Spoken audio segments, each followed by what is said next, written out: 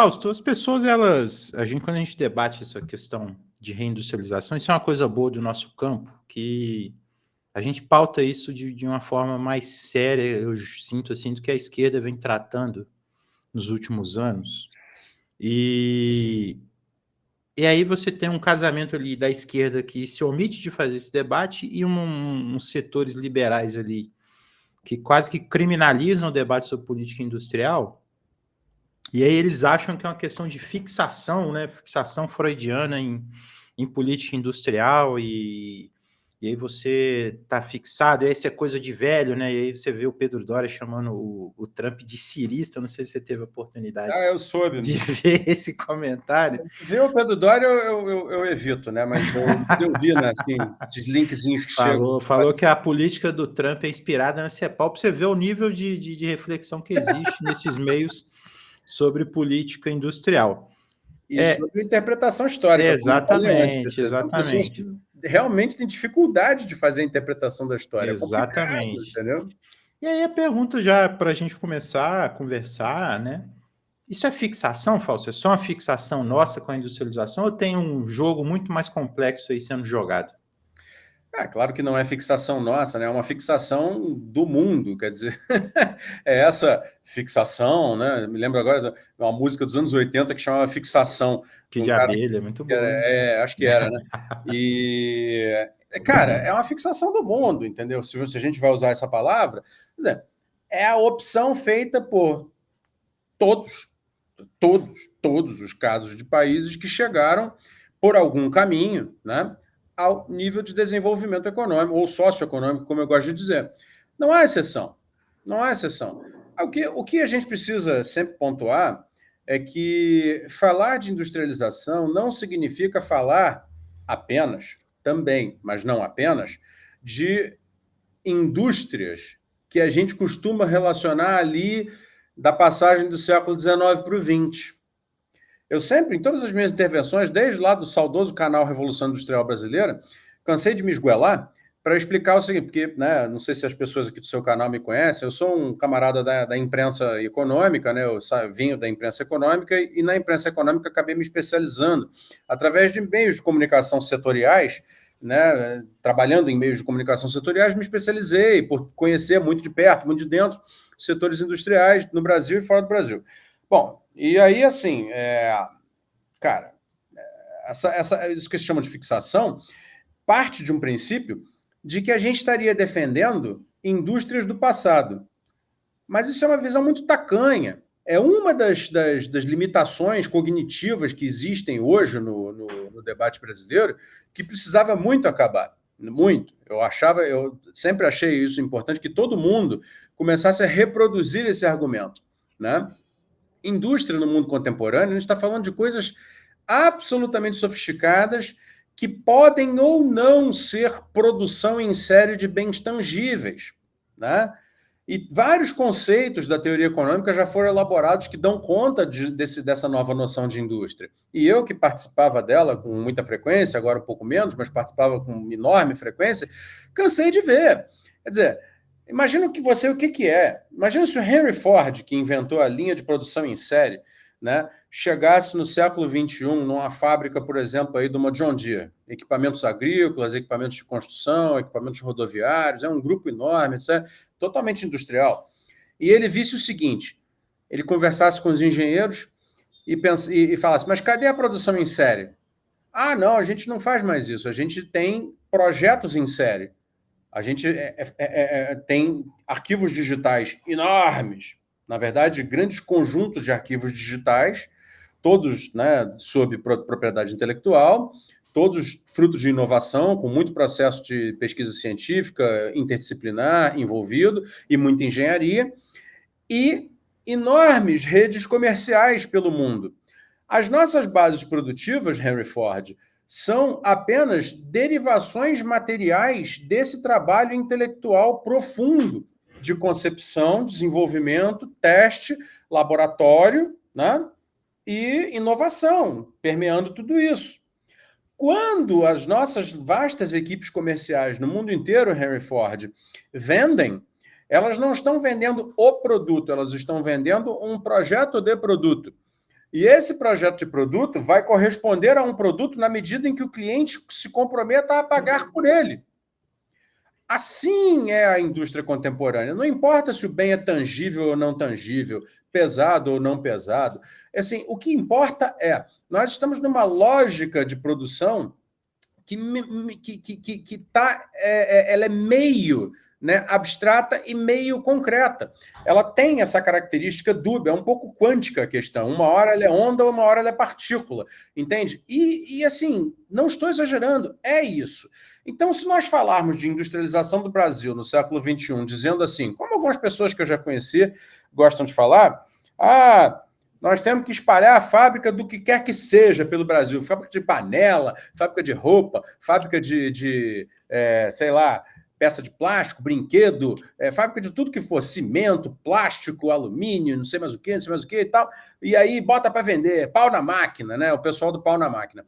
Ó, isto não pode ser considerado um projeto completo, né, de desenvolvimento industrial e, portanto, não pode ser parte de um projeto nacional de desenvolvimento. Nós temos que falar de como transformar aquilo que... Bom, temos casos no Brasil, né? Aquilo que era uma fabricante de coisinhas... Na verdade, antes era uma oficina de conserto de eletrodomésticos, né? E fazê-la se tornar uma grande fabricante de atuadores elétricos, e aí estou me referindo à WEG, né? Por que a WEG virou uma multinacional brasileira que está quase, vamos dizer assim, guardadas as proporções, é o mesmo tipo de empresa que a Siemens alemã, guardadas as proporções, tá? Por favor. Ela tem essa característica, e um dia eu quero que ela se torne uma Siemens, porque ela conseguiu entender ao longo do caminho como misturar o que é tangível com o que não é tangível, como misturar o conhecimento dentro do produto, como transformar ciência e tecnologia em produto. Então, assim, indústria não é fábrica. Fábricas fazem parte da indústria. A indústria hoje é um sistema de produção caracterizado por algumas características perenes, que já vêm de muito antes, e outras atuais, outras que surgiram com o novo mundo. Então, vamos lá. Indústria é tudo aquilo que consegue produzir em escala, e a escala pode ser tanto quantitativa, ou seja, quanto mais produto você faz, menor o preço unitário, como pode ser uma escala qualitativa, né? No seguinte sentido, quanto mais tecnologia e conhecimento eu desenvolvo para dentro do meu produto, né? Quanto mais serviço eu agrego, por exemplo, no meu produto, né? Diferenciais competitivos, mais valor ele agrega. Aí eu posso produzir até talvez menos em quantidade e ainda assim ter uma curva crescente de valor. Então, isso é a primeira situação da indústria, a primeira característica essencial da indústria, que tem que ser perseguida, aliás, antes de ser perseguida, tem que ser percebida, né, pelos policymakers brasileiros, e eles não percebem isso, né, eu sei que não percebem. E segunda, e essa aí é um pouco mais fácil, que é, bom, trabalho socialmente dividido, quer dizer, não existe produção complexa, e aí que está o pulo do gato, né? Nós estamos falando de produção complexa, entendeu? Minimamente complexa, não importa de que tipo de bens, o que importa é que o processo produtivo seja minimamente complexo, que ele não seja nem um pouco artesanal e que ele não seja nem um pouco isento de conhecimento. Bom, esse processo, nessas características, ele tem uma enorme divisão do trabalho. Portanto, mesmo que no chão de fábrica, que é uma expressão que eu até quase nunca uso, porque ela já não corresponde mais à realidade da indústria, né? Mas mesmo no chão de fábrica, né, você tenha uma baixa empregabilidade hoje na indústria, porque ela está muito automatizada. Se você pega o processo produtivo como um todo, você vai encontrar uma larga cadeia que demanda diferentes funções, ainda muito, eu sou testemunha disso, eu estou falando porque eu sei, muito ocupada por ser humano, que na sua maioria é empregado formalmente e ganha maior salário do que nos demais setores da economia. Terceira coisa, não existe indústria mais, não existe mais no mundo indústria, seja fabril ou não fabril, que consiga ser vertical inteiramente. Elas cada vez mais se horizontalizam. O que eu quero dizer com isso? Que você consegue criar cadeias produtivas a partir do investimento num setor. Então, se você, por alguma razão histórica ou econômica, ou determinação do Estado, ou por oportunismo empresarial, etc., você, por alguma razão, conseguiu que um setor né, da economia produtiva complexa seja bem estabelecido no seu país, isto necessariamente, pode verificar, isso sempre acontece, né, dá nascimento para subsetores no entorno. E quando eu falo entorno, eu falo entorno tanto econômico quanto geográfico. Sim. Aí vem a questão dos clusters industriais, né? Quer dizer, por que em Indaiatuba, no interior de São Paulo, tem um IDH muito maior do que Sorriso, que é a capital do agronegócio? Podem verificar, isso também está aí publicado. Sorriso tem muita exportação de grão? Tem, não há dúvida. Mas o IDH está lá embaixo. Por quê? Atividade que não faz nem divisão social do trabalho em grande quantidade, tem pouquíssima escala, agrega pouco valor, e ela não encadeia, ela não gera demanda como a indústria costuma gerar, por uma miríade de produtos e serviços acessórios. Então, ela cria baixo encadeamento, enquanto a indústria cria alto encadeamento. E aí, Crepe, o que eu acho que é a característica mais contemporânea da indústria e que onde no mundo hoje acontece com plenitude, né, principalmente na Ásia, e a gente verifica isso com clareza, é uma coisa que, na realidade, é um pouco a mesma coisa dessas três características que eu enumerei antes, porém refletindo essa revolução digital, que é o seguinte, é a formação de redes produtivas complexas, né? Onde você já não enxerga mais fronteira entre fábrica, distribuidor, loja, universidade, governo, cidade, estado, país, fronteira nacional. Tudo se torna uma grande mancha produtiva complexa, que eu chamo de rede produtiva complexa, que está, inclusive, graficalizada, você pode vê-la, né, em formato gráfico, nos gráficos da complexidade do Ricardo Hausmann e do César Hidalgo, onde você tem na internet isso aí, onde você pode facilmente enxergar as redes produtivas complexas em interação conforme os países. Quando as redes são densas e começam a ficar cheias de pontos e tal, você percebe, porra, essa economia é desenvolvida, não dá outra. Claro, você compara, pega a da China, essa puta, uma rede produtiva tremendamente complexa. Pega de países, sei lá, vou chutar aqui um país que nem tem pretensões, vai, Mongólia, né? Honduras da vida, entendeu? A rede produtiva é quase inexistente, entendeu? Sim. Inclusive no gráfico. Ou seja, tudo isso está mensurado, tudo isso está estudado, tudo isso está conhecido. No Brasil não é conhecido porque a gente é um bando de bocó que não estuda as coisas, entendeu? A gente ainda está falando... A gente está 40 anos atrasado no debate. Né? Porra, a gente está ridículo. Nosso papel aqui é a academia brasileira é ridícula, a imprensa brasileira é ridícula, e ninguém percebe essas coisas. Mas a real é a seguinte, cara, isso tudo está estudado, conhecido, catalogado, filtrado, tem estudos e mais estudos já denunciando tudo isso, entendeu? Agora, aqui a gente está preso no debate de gasto fiscal, primário, entendeu? Então, assim, cara, o paralelo é evidente. E aí, respondendo a tua pergunta, essa é a fixação do mundo. Porque todos os governantes já viram, e o Trump agora, com aquela pata de cavalo que ele tem, ele já viu isso. Ele está vendo. Não, e é uma questão de soberania também, né, Fausto? Ele já sacou. Acho que a principal questão do Trump com essa questão da industrialização lá nos Estados Unidos não é nem a questão de vamos levar empregos industriais, mas, tipo, se eles precisarem de ativar uma economia de guerra, eles estão fodidos, cara. Eles estão fodidos. Mais ou menos. Mas se for uma coisa assim emergencial e precisar e não puder contar com insumos estrangeiros, se fode. É isso. Então eles precisam dessa soberania. E aí a gente fica vendo assim, eu tô no Brasil aqui. O Brasil, o Brasil tem vocação para ser potência. Ele não é uma. Eu até acho que não é nem um debate que a gente tem que fazer, cara. É uma obrigação do Brasil ser uma potência. Pelo tamanho, pela posição geográfica, pelo tamanho da população, pela liderança que ele ocupa aqui na América do Sul. Então, assim, é um papel... Então, não existe potência sem um desenvolvimento industrial forte. E isso é algo que está estabelecido ali. Isso é algo que está estabelecido em todos os países, né, Fausto? A Ásia hoje está deslocando a indústria para lá e está crescendo por conta disso, porque eles sabem disso, gente. Eles sabem disso. O mundo inteiro sabe, Crepe. Aqui é que fica essa fantasia, né, anos 90, maluca, de consenso de Washington, que nós ainda compramos, e compramos por causa dos meus colegas da imprensa, entre outros, né, que ficam martelando isso na cabeça da sociedade. A sociedade desinformada se torna incapaz de questionar, por exemplo, esses esforços sejamos honestos, né, medíocres, né, da parte do governo, quando existem, né, no sentido que tentam nos convencer de que estão preocupados com isso, quando, na verdade, cara, entendeu? Deu nem para saída, né? Assim, não dá nem para saída. Não dá. É porque a gente. É isso que. Esse é o debate que eu tenho com o Thiago. A gente tem também. O nosso amigo Gustavo lá também, ele tem um termo muito bom que ele caracterizava o PT, que era o desenvolvimentismo de sobras, né? Que é o que sobrar, eu faço política de desenvolvimento. Só que cada vez mais está sobrando menos, né? Então, você arma uma estrutura, igual agora você tem essa política industrial da nova indústria Brasil.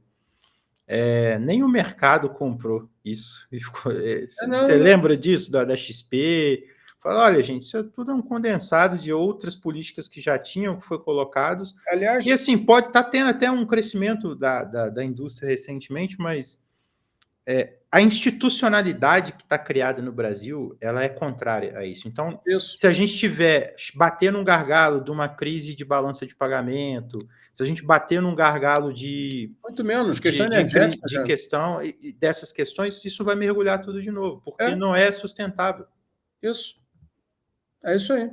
Sim, é isso mesmo, quer dizer, não deu nem para saída. Se o mercado tivesse levado a sério a NIB, eles teriam punido com questão de dólar e curva de juros, entendeu? Isso aí.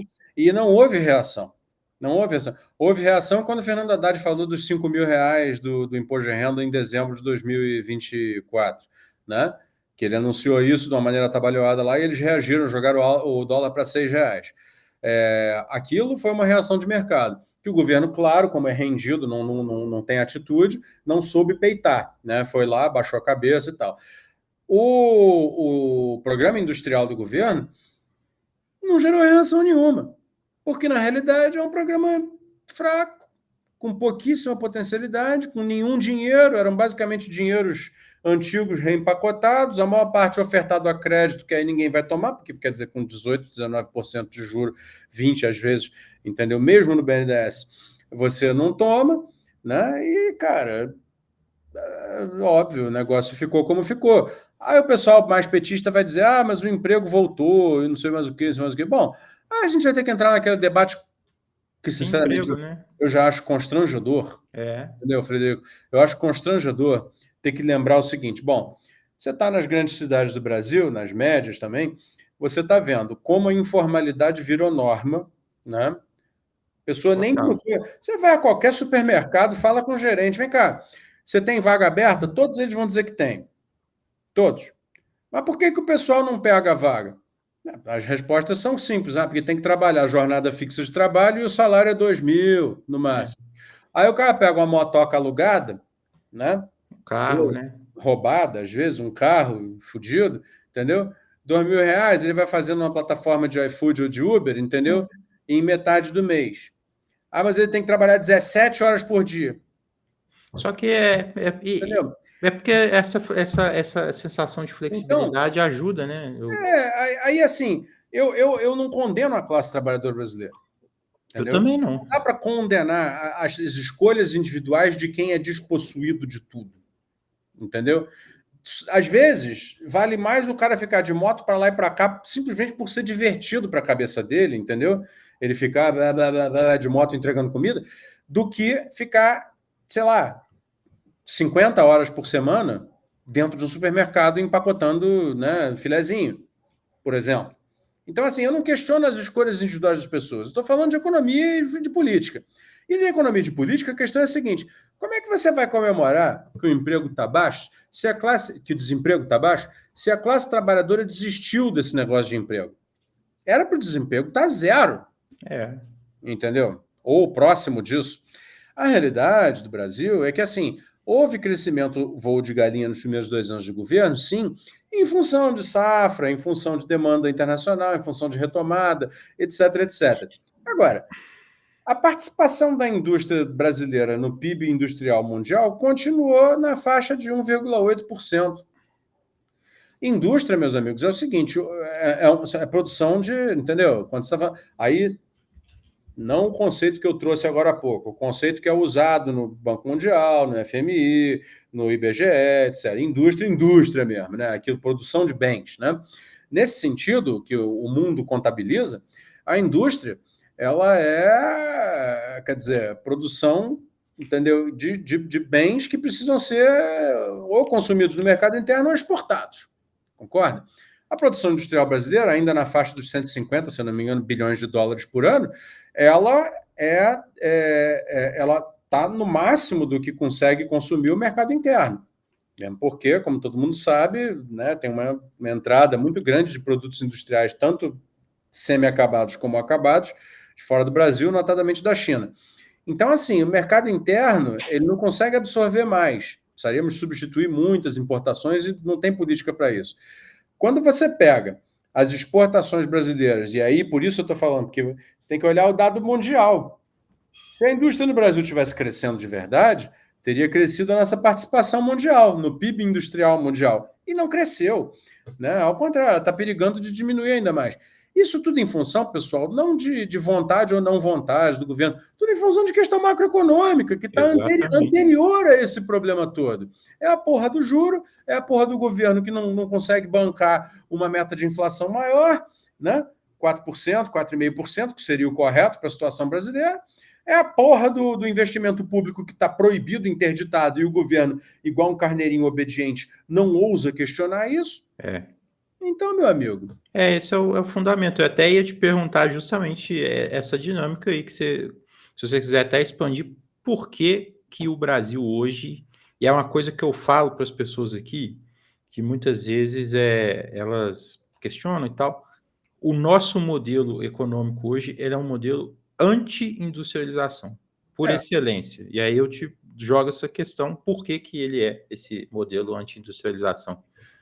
E ele é um modelo pró-desindustrialização, obviamente, né? Como isso, exato. Disso. Quer dizer, em termos macro, né, ele foi desenhado assim a partir do Plano Real, né, no momento em que nós trocamos estabilidade monetária por, né, necessidade de poupança externa. Ou seja, a gente transferiu o problema da inflação do juro para o câmbio. E aí o que aconteceu foi que agora demos para os agentes financeiros nacionais e internacionais a chance, né, a chave do cofre, digamos assim, né? Demos a eles a oportunidade de, quando eles querem espremer o Brasil, eles vão lá, dão um overshoot no câmbio, e o Brasil, por inflação de transmissão de preço internacional, tem que dar um overshoot no juro para reequilibrar. Ou seja, eles ganham nas duas pontas, seja pela pressão cambial externa, seja pela pressão monetária de reprodução da dívida pública interna via juro.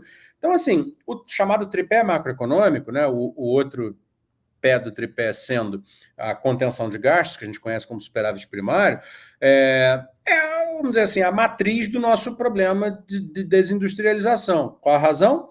Porque expansões industriais dependem de exportação, como eu já falei antes. Se dependem de exportação, depende de você ter essas taxas, esses preços macroeconômicos todos nos seus lugares, né? O câmbio, né, ficou por muito tempo abaixo do que devia.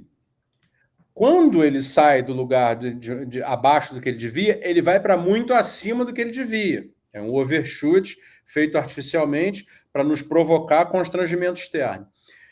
O juro, né, na imensa maioria desses anos todos do Plano Real para cá, ficou muito acima do que devia. Em função de quê? Você poderia argumentar, não, mas lá no começo, a ideia era você ter juro baixo e câmbio, né, o real muito valorizado, porém com juro baixo. Isso se desmontou em menos de 4 anos, quando Gustavo Franco coloca a taxa de juros do Brasil a 40%. Por quê? Porque tomou o primeiro calor internacional, na época proveniente das grandes crises da Rússia, do México, da Coreia, dos tigres asiáticos, entendeu? E essas instabilidades consumiram... Foi um pouco o que aconteceu com a Argentina, que vem acontecendo com a Argentina esses anos todos. A única medida macroprudencial correta feita no Brasil nesses 30 anos, 31 anos, foi o estabelecimento de reservas internacionais. Foi. Sem elas, nós ainda estaríamos até agora, já teríamos perdido tudo, todo o tecido industrial, tudo mais. A questão é a seguinte, pessoal, quando você tem os preços macroeconômicos de um grande mercado doméstico desorganizados, como é o caso do Brasil, né, vulnerável a choque externo, agora menos por causa das reservas, porém ainda vulnerável, como nós estamos vendo, vimos na coisa da gasolina anos atrás, estamos vendo agora com esse overshooting de dezembro, então continuamos vulneráveis, né? Eu mesmo já ouvi de economista que se o governo começar a queimar a reserva para segurar a pressão de câmbio vinda do mercado, elas duram 2 meses. Ouvi isso de gente do mercado, tá? Dura 2 meses. E, de fato, queimamos 50 bilhões de dólares agora de dezembro para cá. Já foi bem violento. Você entendeu? E já tá voltando ali, né? O Você Trump entendeu? agora com essa bagunça aí. Entendeu? Então é o seguinte, meu amigo, nessa questão cambial, ou se controla, se põe um controle, acaba com o câmbio flutuante, alguém tem que ter coragem de dizer isso, nem que seja eu aqui, entendeu? Porra, não é possível. Acabar com o câmbio flutuante no Brasil não significa botar um câmbio tabelado, significa botar uma banda cambial e dizer, olha só, a partir de agora vai flutuar daqui até aqui. Acabou. Quem não estiver ganhando dinheiro com o câmbio ou abaixo daqui ou acima daqui, sai do mercado, meu chapa.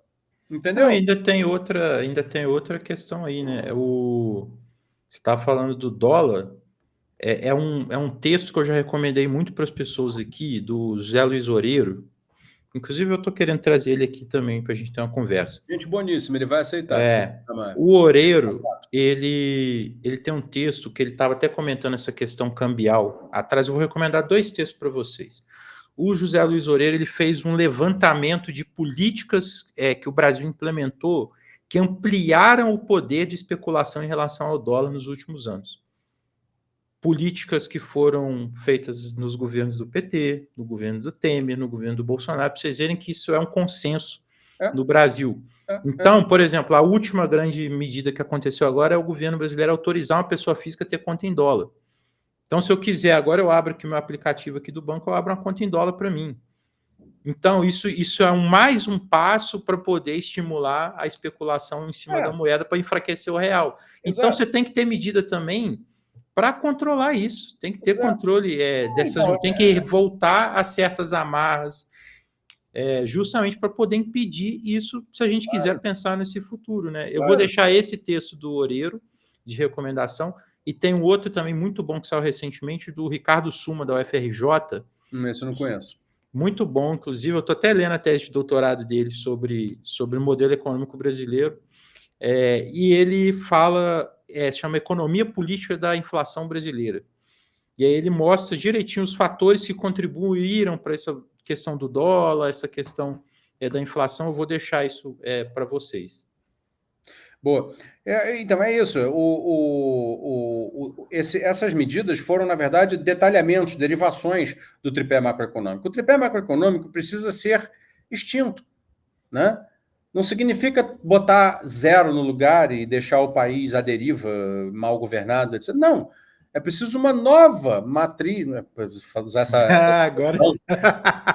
Maldita essa expressão. Né? Essa expressão Mas, sim, é preciso uma matriz diferente. Mas não essa, né? Mas não aquela, né? Gostei agora. Fato falho brabo, né? A nova matriz. Foi por causa de você. Foi você que foi ocupado. Você chamou o Manteiga e apareceu. Pô, os caras vão avacalhar a gente agora e falar que a gente tá defendendo a Dilma. Eu não cheguei a completar. E já zoei logo de cara. Não, mas humores à parte, é preciso uma matriz diferente, né, para a política econômica brasileira. Não aquela que o Manteiga e a Dilma propuseram, mas assim, é preciso a gente ter uma banda cambial, é preciso a gente ter um controle de fluxo de capitais, que hoje o Brasil é um bordel, entra e sai como quiser, quando quiser, sem dar justificativa. E é preciso outras coisas, por exemplo, que a gente faça, né, uma nova política de gestão da dívida pública, por exemplo, que é a sangria dentro a dívida interna, é a sangria do dinheiro do Estado para o mercado doméstico. Ou seja, quando o Banco Central, que é um lobista do mercado financeiro, tem o grau de autonomia que tem, né, ele consegue, né, forjar e constranger o Tesouro Nacional a fazer uma gestão de dívida pública de interesse do mercado. Isso precisa acabar. Isso não pode acontecer. Então, assim, é o governo, que é o emissor da dívida, que tem que, é o pagador da dívida, que tem que dizer prazo, né, taxa de juro, entendeu? Se ele vai resgatar, se não vai resgatar, em quanto tempo, e por aí vai, entendeu? E se o mercado não quiser comprar, não quiser rolar, não compre, não role. Só que, assim, a questão é, os fatores inflacionários que poderiam advir disso tudo estarão previamente controlados. Agora, exatamente, a gente tem que colocar nessa equação outras 2 coisas aí também, que é o seguinte. Uma, precisa liberar a questão do investimento público, fazer um orçamento separado para investimento. Quer dizer, infraestrutura Você não pode não investir em infraestrutura. O país começa a literalmente desabar quando você não investe em infraestrutura. Igual está Entregar para o acontecendo. privado, só abrindo parênteses, entregar para o privado é aquela soluçãozinha mequetrefe de sempre, quer dizer, né, você ter uma concessão e tudo mais, o cara vai fazer para aparecer bem na foto só as partes que lhe interessam, então não vamos tratar disso. Agora, se você investe aquilo que seria necessário em infraestrutura pública, que seria 300 bilhões de reais por ano, 400 bilhões de reais por ano, aí você vai ter o quê? Aumento da capacidade produtiva, melhorias logísticas, Aumento da demanda, inclusive, da economia. aumento da demanda, massa salarial, demanda doméstica por máquinas e equipamentos e insumos. Você teria maior efetividade. É uma política muito pró-business essa, entendeu? Inclusive, né? Você teria maior facilidade de escoamento da produção. Ou seja, é um melhoramento geral que tem impacto deflacionário e um efeito multiplicador que, se eu não me engano, aí as contas, aí quem tiver na audiência e souber esses números com precisão, eu não me lembro agora, mas eu acho que é de 1,5 até 1,8. Ou seja, se tu investe 100 milhões de reais em infraestrutura que capacite a produção, o ganho econômico é 180, ou até isso. Mas quem estuda esse negócio, que tiver o número certo, me fala e me corrija. O fato é o seguinte, e aí a ponta, que seria o back-office dessa política expansionista, que seria a reorganização da massa tributária brasileira. Não dá para tributar a produção e o consumo. Você tem que tributar a porra da renda. E acabou. Entendeu? Você tributa a renda de forma decente, você tributa um pouco o consumo, e com isso você vai ter caixa para poder rolar menos dívida pública, portanto você vai poder ter uma porra de um juro menor, desde que você tire o Banco Central da mão do mercado e você controle o fluxo de capital de dentro para fora do país, ou seja, você tem um controle cambial de juro, de tributo e de como é que fala? Compras do governo, como é que chama isso? Investimento público. Enfim, é isso. Aí, claro, você naturalmente vai ter um ambiente de alta formação bruta de capital fixo. Isso que eu estou falando, eu li na Bíblia, li na Torá, ou li, sei lá, em Zoroastro. Porra, não. Isso é a experiência da Turquia, isso é a experiência da China. A China hoje, né, faz mais isso.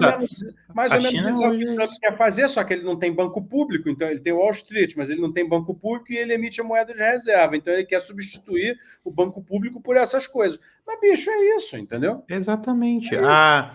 Exatamente. Eu vou só compartilhar aqui com o pessoal. Desculpa, só uma coisa. Por que vocês acham que ele está mexendo com tarifa? Porque ele não tem que mexer no câmbio. Ele não tem câmbio. Ele não tem esse problema, exatamente.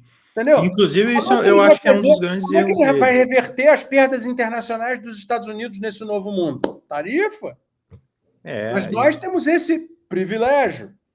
Nós não precisamos sair tarifando todo mundo para proteger. Isso é uma política burra. Não, e a gente ainda tem uma posição de liderança no Mercosul que a gente pode usar, inclusive, né, para fazer isso. Porrada de instrumentos, cara. Se quisesse, é uma porrada de instrumentos por aqui. Uma cacetada.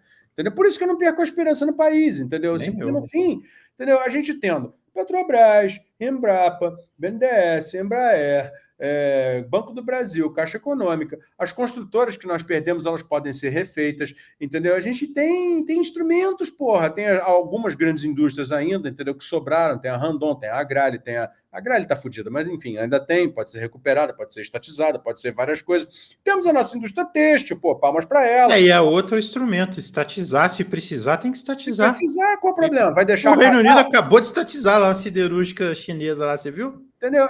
Até o governo bunda mole lá dos trabalhistas lá fizeram isso. Que era chinês, os caras iam ficar na produção de laminados, se eu não me engano, eles iam ficar na mão dos chineses, e os chineses falaram que não iam botar dinheiro mais naquela planta, porque a planta é deles, e eles iam ficar dependentes, já, se eu não me engano, era laminado, do restante do mundo. Justo nessa hora, os caras falaram, não vamos aceitar isso. Foram lá e tomaram a fábrica dos chineses. Reino Unido, hein? Terra da City Londrina, hein? Terra do liberalismo, Adam Smith. Né? E o governo de trabalhista lá, bem meia boca, inclusive. Tá? Entendeu?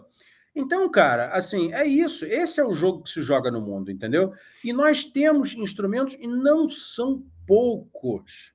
Não são poucos, Crepe, não são poucos. Temos uma... Porra, olha só, Crepe, a gente tem... Vou falar só de setor privado, né? Fabricante de bateria, Moura, quem aí nunca ouviu falar? Eliar, quem aí nunca ouviu falar? Se você faz uma política bem coordenada, você transforma esses caras em produtor de bateria sofisticada, que eu sei que eles não são, mas tá lá o know-how, tá lá a fábrica, né? Por que não pode juntar a universidade, a Embrapi, entendeu? Financiamento do governo federal, FINEP, BNDES, e transformar a Moura e a Eliar numa puta empresa de bateria? Dá para fazer, cara. A gente tem fabricante de atuadores elétricos, uma grande multinacional alemã e uma grande nacional. Em Santa Catarina é a WEG, entendeu? Atuadores elétricos são motores, redutores e motorredutores elétricos, entre outras coisinhas, mas esses são os principais. Sistemas, acionamentos, né, acessórios, etc.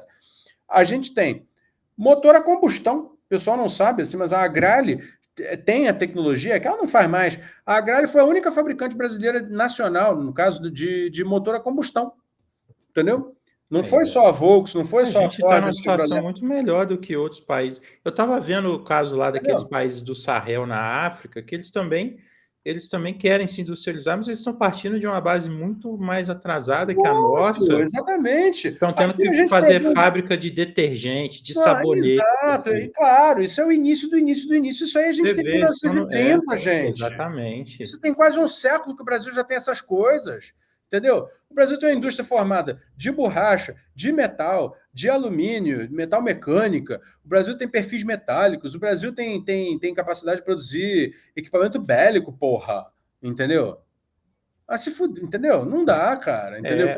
Essa quantidade de instrumentos que nós ainda temos, isso eu estou falando só do setor privado, é questão de coordenação. Entendeu? Aí deixa essa joia da coroa da Base Industrial de Defesa do Brasil, que é a Alcântara? Não, a Vibraz. A Vibraz. A Vibraz passar por esse constrangimento que está passando agora, uma situação nojenta, que nós vamos perder uma fabricante de... Meu irmão, sistema de lançamento, um troço... Sabe o que o Brasil tinha que fazer com a Vibraz? O Brasil tinha que estatizar a Vibraz e tinha que fazer uma aliança de defesa do sul, da América do Sul, e fazer os outros países comprar produto da Vibraz para gerar demanda.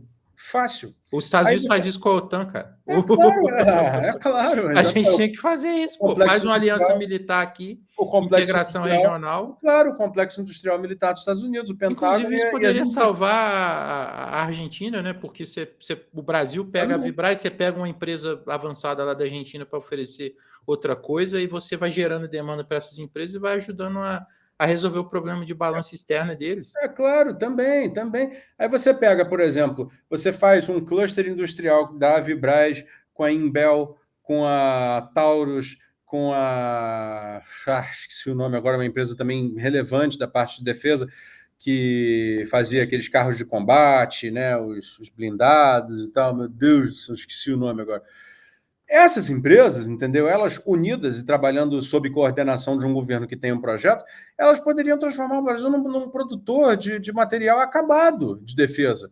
Entrar nesse riquíssimo mercado de compras públicas, todas elas na base de bilhões, onde, aliás, a Embraer também está com o KC-390. O projeto de aviação militar da Embraer, que é todo brilhante, tanto na engenharia do produto, quanto na engenharia comercial, porque, veja, a gente não foi se meter aonde não devia. Fomos fazer um belíssimo cargueiro, onde ninguém estava olhando, a Embraer foi lá e fez, né, o melhor cargueiro do mundo, o único cargueiro turbo-hélice do mundo, de grande capacidade, entendeu?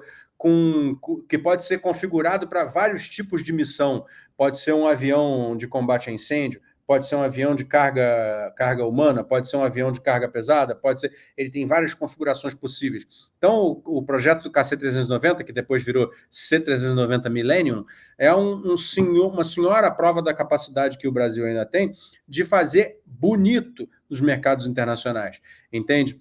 E aí, mas a aviônica é importada, tudo mais. Meu amigo, não existe indústria vertical no mundo. Agora, você projetar o avião... A China está até agora tentando. A China, hein? Com todo o dinheiro que tem, o subsídio está até agora tentando. Aquela Comac lá deles ainda está fazendo teste de algo que nós já estamos dando banho há um tempão. Há muito tempo. Você entendeu? Então, são essas coisas. Falando de Embraer, te pedir licença para tagarelar mais um pouquinho aqui, que é Não, uma ideia claro. que me é muito cara. Eu coloquei no meu livro, Estado de Desenvolvimento, né? Eu não tenho a exemplares mais aqui para mostrar, não sei se você tem. Deixa eu ver, eu tenho, inclusive. Esse Tem? eu tenho. Deixa eu ver se eu acho aqui. Eu fico Pode falando falar. aqui, vai lá enquanto você procura. Que é uma ideia que aconteceu nos tempos da Revolução Industrial Brasileira, né, durante muitas conversas, né, e de repente surgiu essa ideia e eu trouxe essa ideia e ela é uma ideia muito, muito bem recebida. E, de fato, seria uma saída sensacional para o Brasil. E aí também é uma ideia que serve para ilustrar como que hoje a indústria não é só fábrica. Vejam só, o comércio internacional de bens em pequenas quantidades e pequenos volumes. Aqui, ó. Esse livro aí, que eu escrevi faz uns 3 anos. O comércio internacional hoje, ele não é um comércio plataformizado pela internet. Quer dizer, você não pode comprar objetos, né, de outros lugares do mundo e trazer e levar e tal. Isso não é verdade. O comércio varejista não virou um grande e-commerce, né, como todo mundo fala.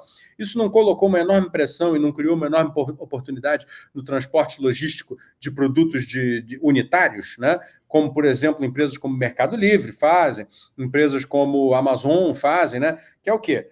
Transporte... Nossa, eu falei besteira. Obrigado, Marcos Henrique Sat. KC390 é a jato, não é turbohélice. Eu queria dizer justamente o contrário. Obrigado por me corrigir. Evidente, o KC390 é o único cargueiro não turbohélice, porque o Hércules americano é turbohélice, ele é o único cargueiro, né, a jato. Obrigado pela correção, agradeço. Mas voltando, o e-commerce, né, criou um setor, né, no mundo. Ele intensificou aquilo que na Europa já se fazia já há mais tempo e que aquela DHL se aproveitou muito bem, né, que é o transporte de carga unitária, né, de curtas distâncias, principalmente.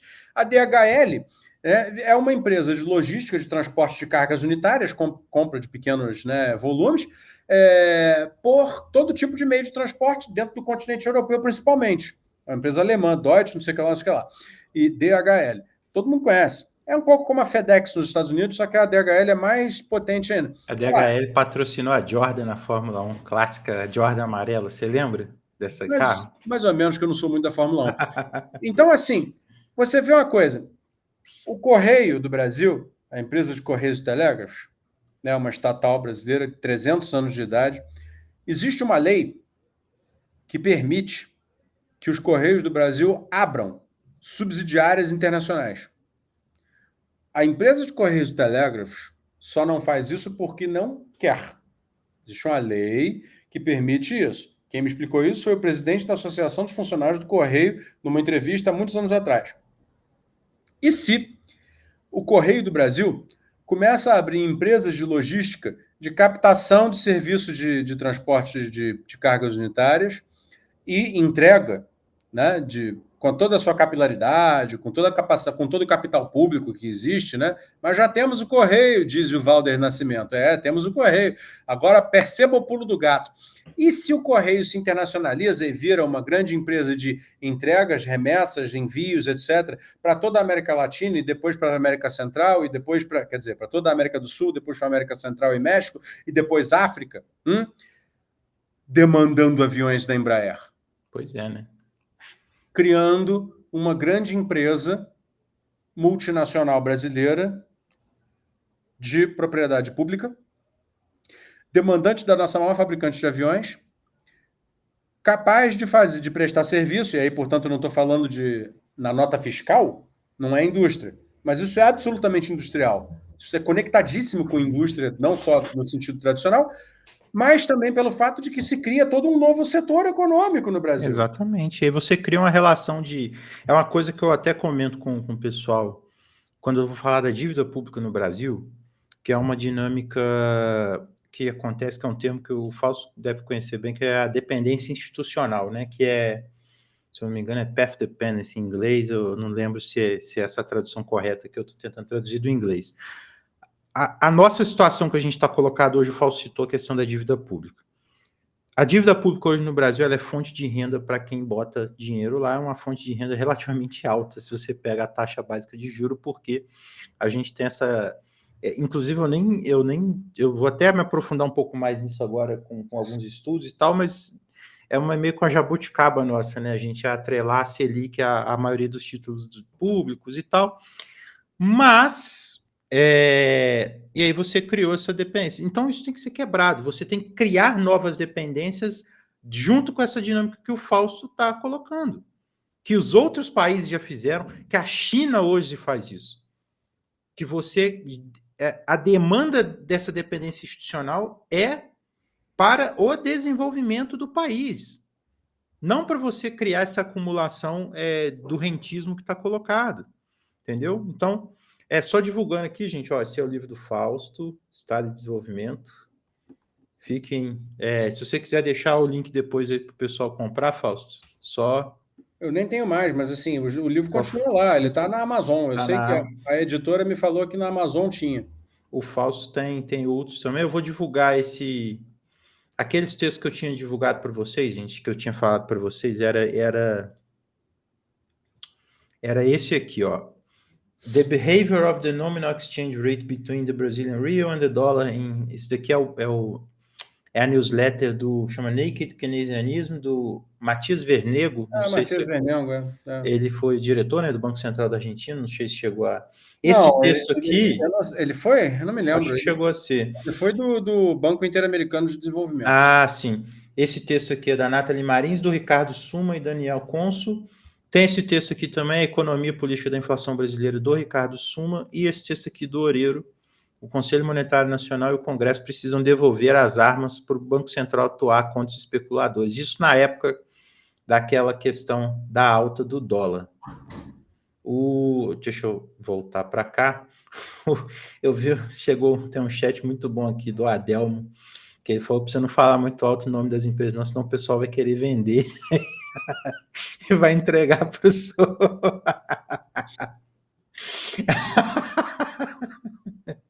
Ele não está errado. Muito bom. O Valder falou que é a Ingesa, a empresa que você esqueceu o nome. Essa mesmo. É a Ingesa. Que eu acho que já nem deve existir mais. Eu acho que não. Ela desenvolveu os blindados Aratu, vários veículos e equipamentos militares lá nos anos 70 até 80. Mas é uma empresa muito relevante da história industrial brasileira. O Bruno mandou uma pergunta muito boa. É possível um projeto de desenvolvimento de longo prazo num país com eleições a cada 2 ou 4 anos? Esse é um debate. Veja, eu prefiro responder isso da seguinte maneira. Ao invés de dizer se é possível ou se não é possível, que eu não sou a pessoa certa para responder, eu diria o seguinte, a FNME, exatamente. Cara, todos os processos de desenvolvimento tiveram particularidades, porque, cara, você está falando, no fundo, o processo de desenvolvimento não é um produto de prateleira, não é uma receita de bolo, entendeu? Você é um fenômeno histórico, como qualquer fenômeno histórico, ele vai estar sujeito às particularidades daquele tempo e daquele espaço onde ele acontece, entendeu? Talvez, né, nós aqui no Brasil, eu falo talvez, né, não sei, talvez a gente tenha que, em algum momento, inventar uma maneira de produzir desenvolvimento para esta sociedade, que não é igual a mais nenhuma, com processos eleitorais. Né? E aí, veja, é uma questão realmente de criar, né? Assim, veja, as instituições, as leis, as políticas, né, regionais, locais, nacionais, etc., tudo isso são criações humanas, tá? Não existe, só porque já existem conceitos estabelecidos, historicamente, reconhecidos por todos, etc., não significa que não foram criações humanas. Então, assim, é que as gerações atuais, eu acho que por muito excesso de mídia, né, na cabeça, se esquecem de que, quer dizer, por exemplo, as ideias de governo tripartite, divisão tripartite do poder, eleição de representantes, democracia representativa, e todas essas ideias que parecem muito fundamentais, muito essenciais, são criações humanas, isso tudo foi inventado pelo homem. Então, assim, em menor medida, sem querer reinventar a roda da vida social, não estou advogando isso, mas é perfeitamente possível que nós inventemos maneiras de nos desenvolvermos. E essa às vezes que a gente nem conhece no mundo, né? E eu acho que a ausência dessa criatividade, entendeu? Dessa potência criadora, entendeu? De mundo, de formas de existir como sociedade, esse vazio nos faz muito mal, porque nós somos uma sociedade completamente particular, né? Praticamente uma colcha de retalho de particularidades do Brasil, né? Portanto, sempre será impossível aplicar no Brasil, né, receitas oriundas de casos outros, né, de fora do Brasil. Então, o Brasil está condenado e, ao mesmo tempo, abençoado, né, a criar o seu caminho, entendeu? E o mais legal é que o Brasil, durante um período da sua história, ele fez isso, né? Ele fez isso. Por exemplo, eu não sei se existe outro caso no mundo de alguém que tenha conseguido criar uma indústria de base de aço a partir de negociação para entrada em guerra. Sim. Não sei se o Crepe conhece algum outro. Isto é um ineditismo. Se é que é um ineditismo brasileiro. Entendeu? Isso foi feito, existe aí até hoje. Deu para o Brasil as condições de construir todas as suas cidades, de fazer toda a sua indústria de máquinas, não sei mais o que, não sei mais o que, não sei mais o que, navios, né? Etc, etc. Então, pessoal, os caminhos se inventam, entendeu? Exatamente. E existe um processo acumulado, né? E assim, a gente não vai inventar a roda, a gente vai inventar formas de organizar o que já acontece. A gente vai pegar a experiência que aconteceu na China, na Indonésia, no Vietnã, nos Estados Unidos, no Reino Unido, e vai dar a nossa cara, vai dar a nossa institucionalidade, e vai juntar isso dentro de um projeto nosso,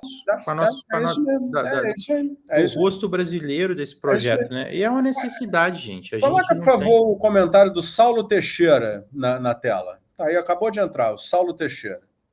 Achei, ó. Ah lá, ó.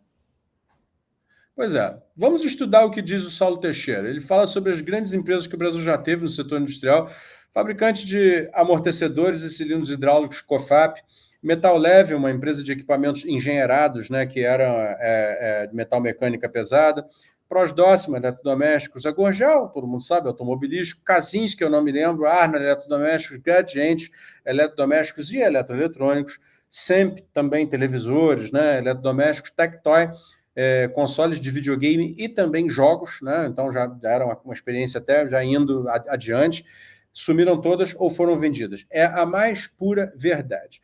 Isso aí,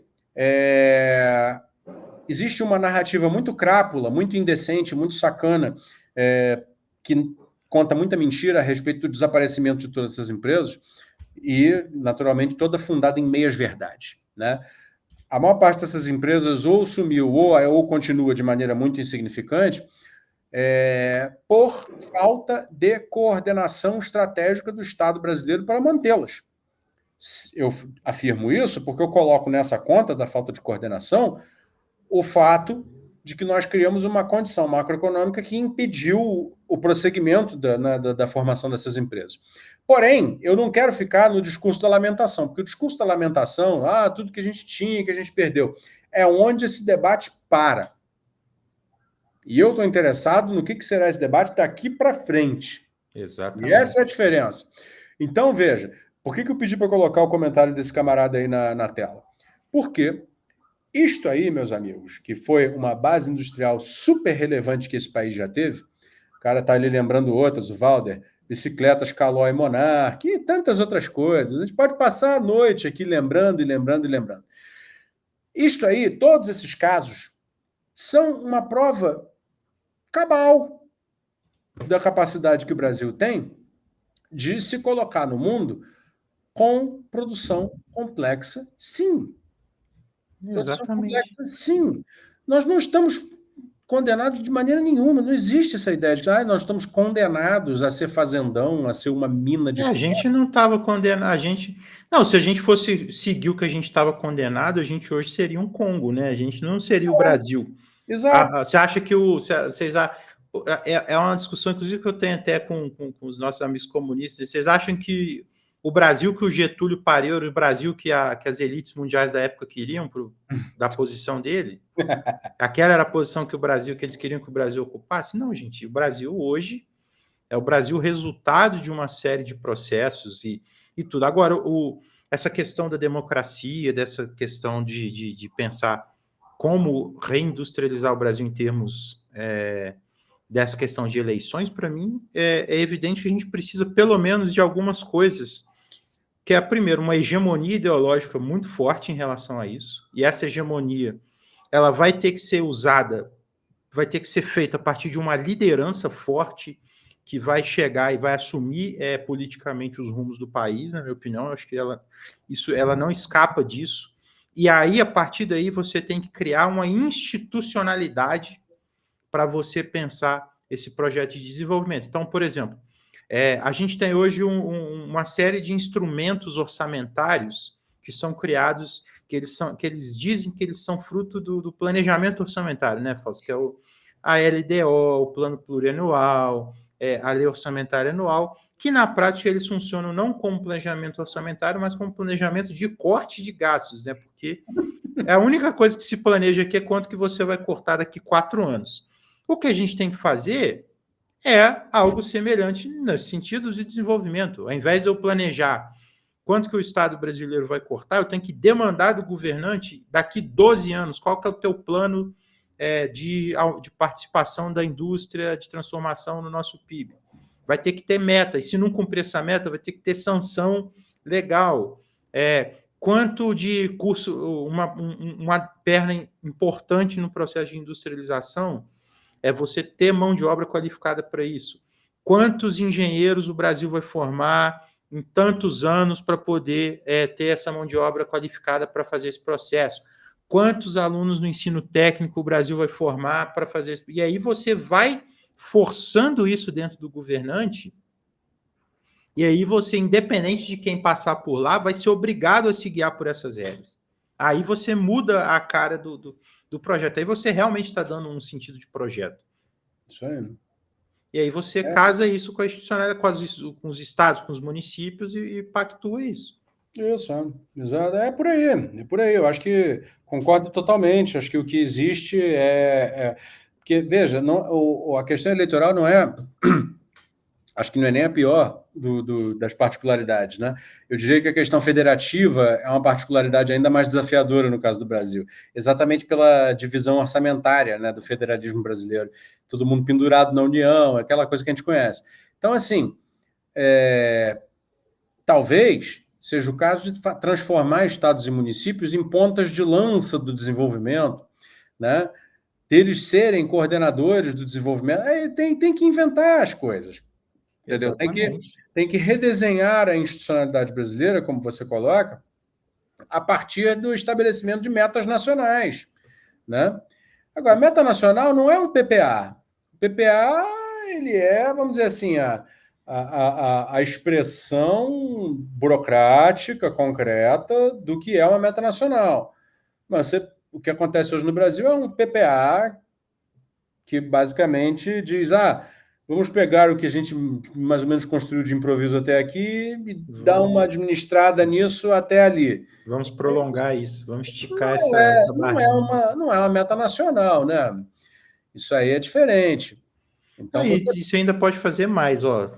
Olha como que você ainda pode criar. Hoje a gente tem internet, você cria um instrumento nacional da população checar o cumprimento dessas metas. Por exemplo, exatamente. Por exemplo. Você cria projeto de 12 anos, e aí, em cada ano a gente vai entregar X dessas metas, e aí você vai lá conferir, você vai cobrar do governante.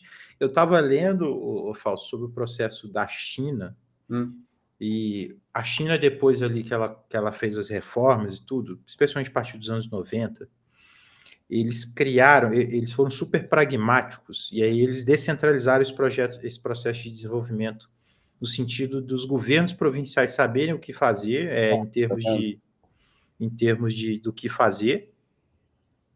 Só que aí eles criaram vários sistemas de bancos provinciais, em que esses bancos vão financiar esse processo e eles vão ter instrumentos, eles vão criar instrumentos de financiamento.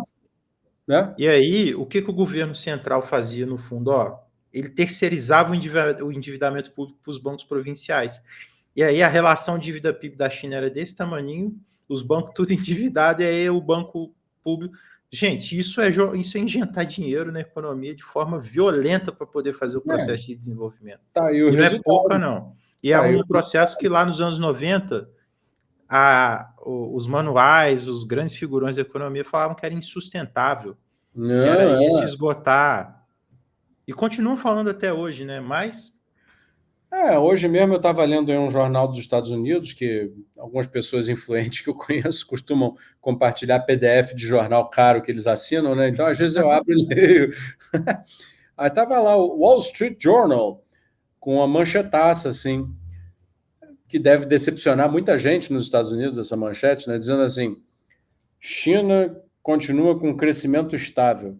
Que saiu o crescimento... É verdade. Acima da média. O crescimento da China de 2024, 5,4%, se eu não me engano, por cento. Quer dizer, continua, entendeu? Por quê? Porque é isso, quer dizer, tem um projeto com metas nacionais e um planejamento muito bem detalhado que produz esta realidade. Eu acho que, no fundo, Crepe, filosoficamente falando, é um pouco essa a nossa deficiência hoje, né? Acho que perdemos a noção de que realidade se produz, né? Exatamente, exatamente. E a gente quer seguir o manual do bom senhor, do bom moço internacional, que a gente não sabe onde vai chegar. Teve só vou botar aqui, o Pedro mandou uma pergunta aqui boa. Que vocês acham que a emissão de papéis como as LCD, letra de crédito de desenvolvimento do BNDES, fazem sentido? O volume ainda é baixo, mas pareceu interessante. Bicho, assim, é o tal negócio, né? Eu conheço várias pessoas que estão lá no BNDES agora, em cargos de direção, são todos muito bem intencionados. Eu me lembro que a gente começou a falar daqui, a nossa conversa começou com o Guido Mantega, e eu disse, ele era bem intencionado, é da escola, né, de pensamento mais próxima disso que a gente defende, mas boa intenção não dá conta do recado. O que acontece é o seguinte, instrumentos de financiamento que dependem de captação no mercado, como esse, né, eles vão cumprir a sua função de realmente financiar o desenvolvimento apenas se houver um projeto que diga para onde esse dinheiro vai e que faça a captação já, né, vamos dizer assim, estimulando a sociedade a participar daquilo, entendeu? Agora, se a gente simplesmente abre um instrumento de financiamento e diz que no fundo é o quê? Né? É um instrumento é uma letra que, uma vez comprada, vai para o caixa do BNDES, que é o emissor. E o BNDES, que é o emissor, o que faz com esse caixa? Reforça o seu próprio caixa, uma coisa boa para o próprio BNDES, e aí, na hora de emprestar, ele está forçado a emprestar pelas regras de juro do mercado, porque ele não pode mais, pela lei brasileira, oferecer juros subsidiados, juros competitivos, juros que de fato fazem sentido para investimentos de longo prazo e, né, maior produtividade. Aí o sujeito que é empresário vai olhar para aquilo e falar, tá, não importa se isso veio da LCD ou se isso veio do Tesouro Nacional. Se você está me cobrando um compound de juro de 19% ao ano, amigo, não dá. Por quê? Porque se não chover, se der demanda, se tiver tudo certo, não tiver nenhum desastre, uma indústria hoje tira 8% ao ano de margem de lucro. Se tirar 10% é de tirar o chapéu. Vocês entenderam? Então, meus amigos, assim, por quê? Porque o mercado, todo mundo chegou, né? A gente perdeu a posição que a gente tinha. Nós éramos para sermos líderes hoje em uma porrada de produtos, uma porrada de mercados, mas fomos perdendo um por um. Alguém ocupou esses mercados, concorda? Então, hoje, para o cara abrir uma metal mecânica, para o cara abrir um negócio legal, ele vai ter que gramar lá do menos 20, ele não vai sair do zero, ele vai sair do menos 20. Ou seja, se esse cara tiver 10% de lucro no ano, nossa, tá maravilhoso. Ele não vai sair vai abrir, vai virar uma Samsung, uma Hyundai, no dia seguinte. Isso não existe. Ainda mais no mundo hoje já muito ocupado, muito... Exatamente, que eles não vão deixar, né? Uma série de coisas. Então, nós temos que ser muito estratégicos com relação a isso, entende? Eu mesmo, nas minhas elucubrações aqui, sempre falei, não, é melhor, em uma série de setores, não entrar no produto acabado, porque a gente não tem condição de competir. Teria se tivesse mantido o processo anterior. Como não manteve, então vai para o semi-acabado. Entendeu? Vira um país que agrega valor até um certo ponto, exporta a partir dali. Exemplo mais prático para mim que existe dessa estratégia seria o carro elétrico. Né? Porque você não vai conseguir fazer um carro elétrico brasileiro 100%. Você Eu pode sei que fazer parte dele, né?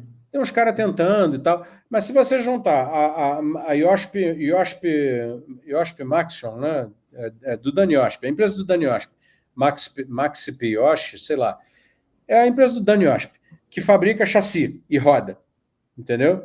Eles são basicamente uma produtora de bens semi-manufaturados de aço. Então, eles fornecem para a indústria automobilística chassi de carro e roda de carro. Muito bem, e para caminhão também. Você junta isso com a bateria Asmora sofisticada. Você junta isso com a fabricação de motor elétrico WEG. Né? Você junta isso com alguma fabricante de autopeças que consiga prover aí, né, sistemas de direção, transmissão e tal, que eu acho que daria para pensar. Randon, né, por exemplo, entendeu? Você poderia pensar. Você tem um sistema, né, o que a gente chama no vocabulário industrial, chama de sistemista. Entendeu? Então você poderia criar um cluster composto por essas empresas, um cluster sistemista, né?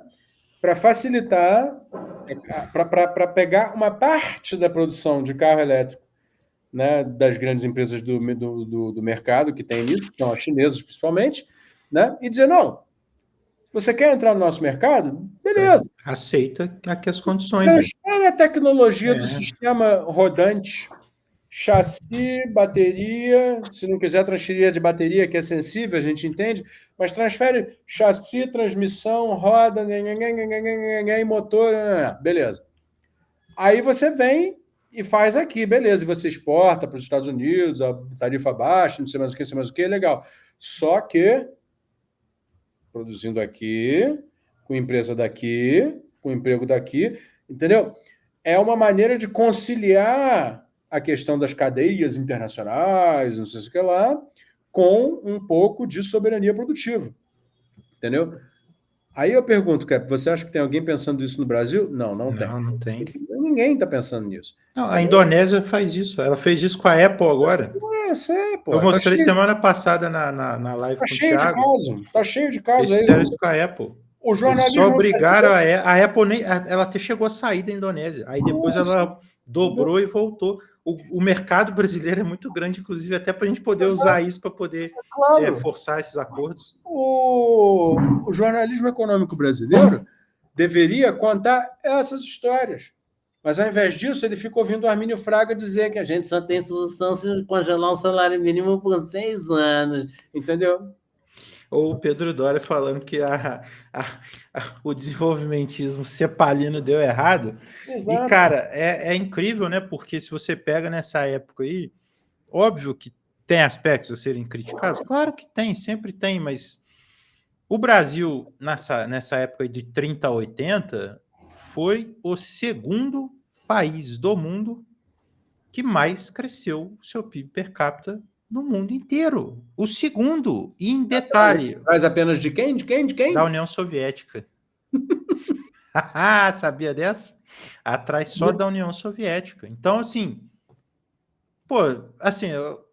deu errado. Imagina se tivesse dado certo. Pois é. Imagina se tivesse fora o seguinte, certo. Né, meu amigo? Fora o seguinte, né? Quer dizer, com uma enorme urbanização, retirada de pessoas da extrema pobreza, garantia de direitos, né, os direitos trabalhistas e tudo. Se aquele processo tivesse continuado, ele teria chegado a um lugar muito melhor do que a Constituição de 88 jamais pensou chegar. Com toda certeza. Entendeu? Toda certeza. Com toda certeza. E esse é o nosso drama, né? Esse é o nosso drama. Exatamente. Não obstante, quer dizer, a gente ainda está sentado em cima da herança dessa época. E isso é muito curioso, como quer dizer, por mais que batam no Brasil, o Brasil não morre. É isso que me dá certa esperança, né? Isso Se a gente agora sair dessa esquizofrenia que a vida política brasileira se tornou, né? Virou uma esquizofrenia, constrangedor o que acontece, né? E voltar a ter um pouco de inteligência coletiva, parar de ficar acusando os outros, igual você falou, invocou o Pedro Doria várias vezes na conversa. Ele é um Mussolini, aquilo é um Mussolini, entendeu? Em vez de a gente parar de gastar energia chamando os outros de Mussolini, chamando os outros de como é que é? Comunista. E aí por aí vai, entendeu?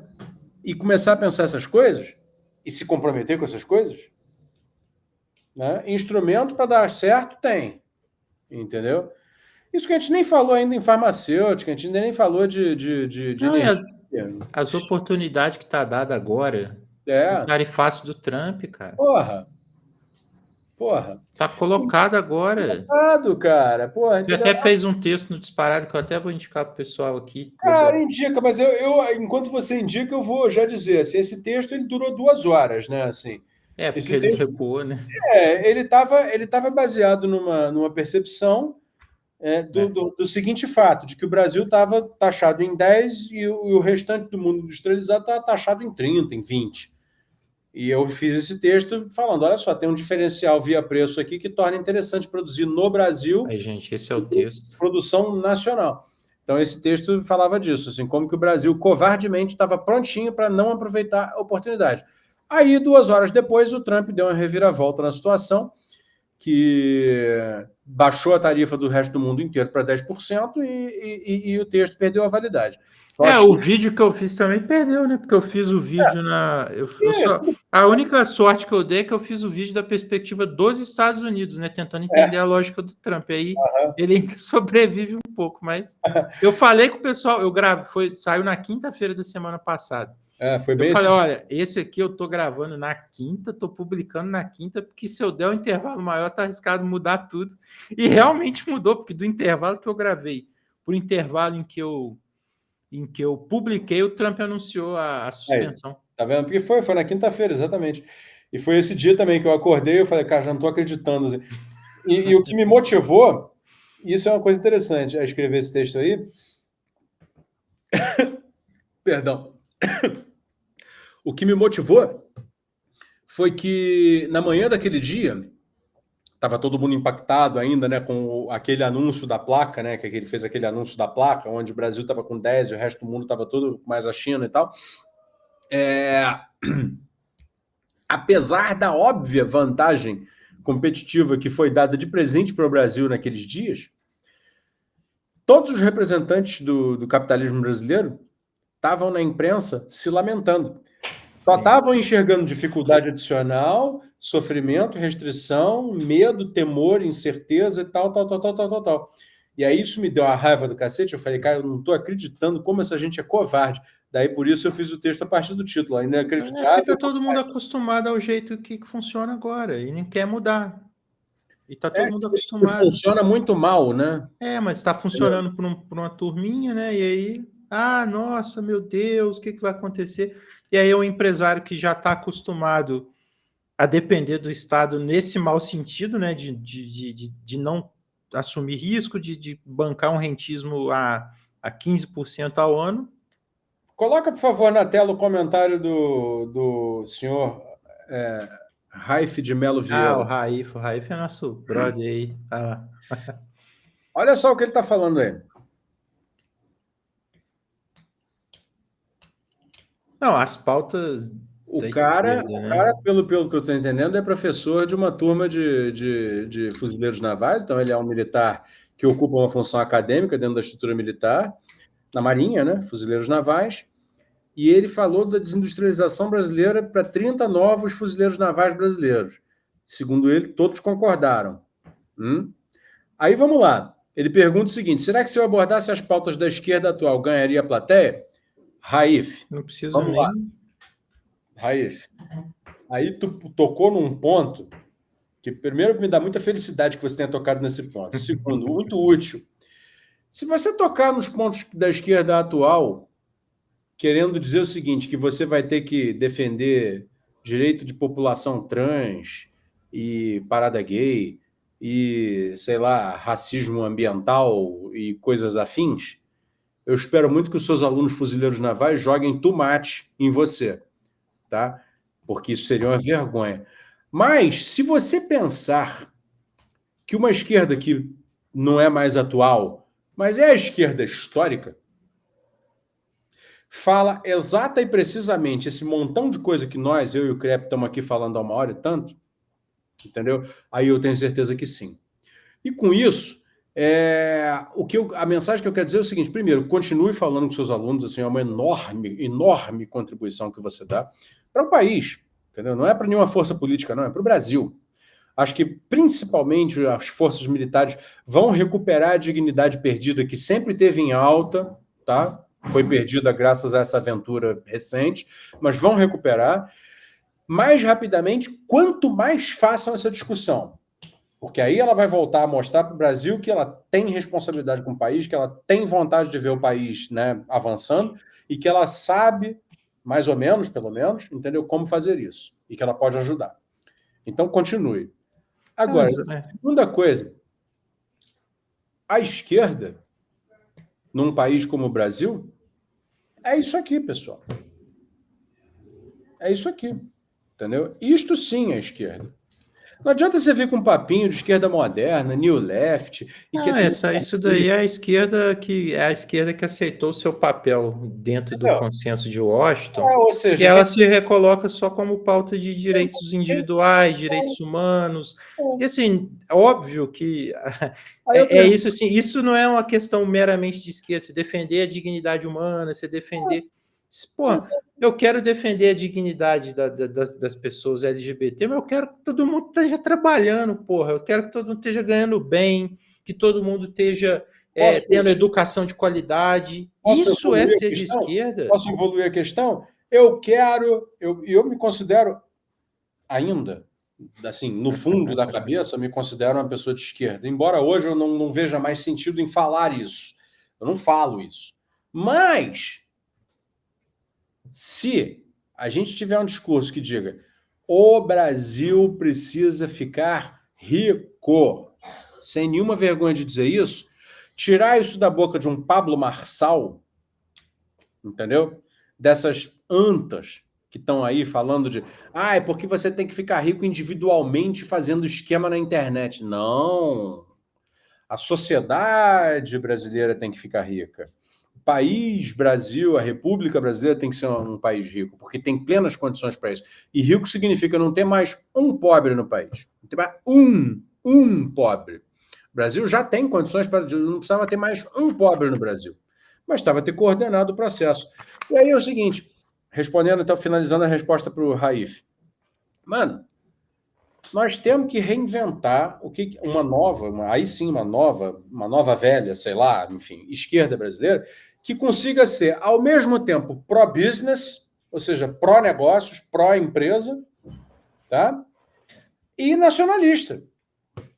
E dá para fazer isso com muita facilidade. Eu fiz um vídeo... Estou falando isso há anos, entendeu? Vou fazer o jabá aqui. O pessoal, inclusive, Crepe, o pessoal mais esquerdista, petista mesmo, assim, daqueles mais radicais, acha, inclusive, que eu sou um cara de direita. Por quê? Porque eu vivo falando de que empresa privada, capital privado, não sei o que privado, e o caralho a quatro. Pô, a pessoa usa aquele negócio de cavalo, né? Assim, ele leu no livro do Marx, né, até a página 15, né, que é onde ele leu, entendeu? Que o capital privado é capitalismo. E se é capitalismo, não é socialismo. Se não é socialismo, é do mal, é feio, é escroto e tem que ser exterminado. Porque a história determina que seja assim. É uma leitura muito burra. Então, assim, para essa gente, eu sou de direita. Entendeu? Só que aí eu nem discuto, quer dizer... eu não ligo para isso, não. Eu sei o que eu defendo. Existe um campo de concepção para esse país que eu acho que faz parte da invenção do meio brasileiro para se emancipar, que é exatamente você ser apoiador dos negócios privados, no sentido de que você quer que a sociedade empreenda, seja uma sociedade realizadora, seja uma sociedade que ganhe a sua independência, e, ao mesmo tempo, nacionalista. Que diga o seguinte, o conteúdo desse novo capitalismo brasileiro tem que ser um conteúdo nacional, tem que ser um conteúdo de bem público geral, reservado primeiro aos nossos. Claro. Exatamente. E aí, com externalidades as melhores possíveis, que poderão ser bem aproveitadas generosamente pelo restante do mundo. Porque o destino do Brasil, se existe algum destino manifesto do mundo, não é o dos Estados Unidos, é o do Brasil. É de ser o quê? A nação pacífica, a nação que jamais vai iniciar, né, uma grande guerra, um grande conflito. Ao contrário, porque o Brasil tem conflitos, né, internacionais na sua história, eu sei disso, mas, mais de um até, mas, né, nós sempre fomos e sempre seremos aquele que, em escala mundial, advoga pela paz. Então, esse é o nosso destino manifesto. Então, malandro, é o seguinte, cara. Aproveita. Essa nação, ela tem plenas condições e tem um dever histórico de criar. E aí isso é independentista. Se é independentista, é a esquerda. Entendeu? Não, é o que eu estava falando com o pessoal. Esquerda. Pró-negócio, que seja nacionalista. Exatamente. Eu estava comentando eu fiz um vídeo no Clube de Membros, inclusive o jabazinho aí, né? Para quem quiser se tornar membro, fica à vontade. Tem um vídeo lá no Clube de Membros, que é um dos últimos que eu lancei. Inclusive, eu vou voltar a fazer produção mais periódica lá no Clube de Membros, que eu tava. É uma pergunta que eu até tirei do livro do Eric Reinert, eu acredito que você já deve ter lido, né? Como os países ricos ficaram ricos, os pobres continuam pobres.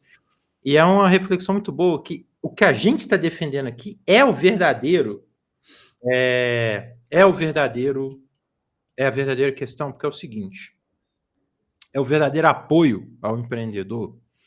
Por que o cabeleireiro, o cara que corta cabelo lá na Suécia, ele ganha mais do que o cabeleireiro brasileiro, sendo que a produtividade dos dois é a mesma? Porque lá na Suécia, a estrutura econômica da Suécia é toda desenvolvida e ela toda tem uma base salarial muito mais alta, em que os trabalhadores da Suécia, eles vão pagar maiores salários, eles vão receber mais, eles vão pagar mais pelo corte de cabelo que eles estão tendo. Então, o cara hoje, a solução para o Brasil hoje não é bolo de pote, hamburgueria artesanal, isso não vai desenvolver o Brasil, mas desenvolver o Brasil vai fazer com que esse cara ganhe mais dinheiro, entendeu? E isso é o mais importante. Sofistique seus negócios, né? Consiga, porque o crescimento econômico é parte do desenvolvimento. E o crescimento faz essas pessoas serem maiores, elas abrirem mais e expandirem mais, etc. Então, é um processo virtuoso, ele é lindo de se ver, entendeu? E daí você vai tirando pessoas da situação de pobreza, entendeu? Então, é um pouco isso, entendeu? Pessoal, então, acho que vamos partir para encerrar aqui. Amanhã estamos quase chegando o feriado. Amanhã eu vou fazer um vídeo super legal discutindo com esse assunto que a gente tratou hoje, pegar a fala que o Lula fez do Bolsa Família hoje. Não sei se o Fausto viu, mas eu concordo com o Lula. Olha só que coisa curiosa. Concordo com a fala do Lula, mas o governo do Lula contradiz a fala dele. Qual é a fala dele? Não sei. Que o Brasil não pode ser um país em que as pessoas dependam do Bolsa Família. Claro, entendi. Aquela que ele soltou da boca para fora, porque, né, no fim das contas, é o contrário do que ele faz. Exatamente. E aí eu vou debater um pouco mais sobre isso, sobre o conceito de colonialismo de bem-estar social, então fiquem de olho aí. Queria agradecer ao Fausto, se ele quiser deixar uma última mensagem para o pessoal aí, deixar as redes dele também. Não, eu já falei para caralho, eu falo demais, então só agradecer você, me coloco à disposição. Agradeço a todo mundo que nos ouviu aí. Vamos debater o Brasil, que isso aqui merece, entendeu? Façam a vossa parte, né? Ou fazei a vossa parte, né? Para que a gente possa levar essas ideias aí para frente. Um abraço a todos. Então é isso. Queria agradecer. A live vai ser, eu estou testando um esquema novo, então vou fazer os cortezinhos bonitinhos. Essa conversa com o Fausto vai ter um corte também só dessa conversa. A live vai ficar aberta aí por um tempo também, para quem quiser assistir. Queria agradecer quem acompanhou até aqui, agradecer quem tem acompanhado a gente até aí. Agradecer o Fausto de novo. E é isso, gente. Muito obrigado, boa noite. Fiquem em paz.